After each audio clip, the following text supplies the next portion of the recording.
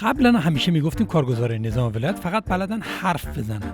حالا عظما رئیس جمهوری روی کار آورده که همون حرف زدن رو هم بلد نیست. رئیس جمهوری قبلی نظام انگلیسی رو خوب بلد نبودن حرف بزنن، اما این یارو رئیسی فارسی رو هم بلد نیست حرف بزنه. اصلا از وقتی اومده یه فرنگ لغات جدید با خودش آورده.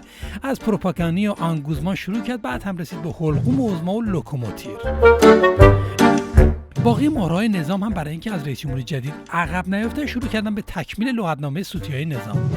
مخبر به دلار گفت دورال، یکی دیگهشون به پروتکل گفت پروکوتول، سخنگوی قوه قضاییه به تزریق و ترزیق، همسر رئیسی و دختر علم‌الهدى برای اینکه از قافله عقب نمونه یه سور به خودش و بابای بوفالوش زد و گفت ویژگی اصلی نظام اینه که آنتی مدرنه، اما پیشکسوت همه اینا جنتی لعنتی، همون که هنوز موفق نشده بگه FATF. اینا برداشتن محرمانه یه سند رو امضا کردن به نام FATF.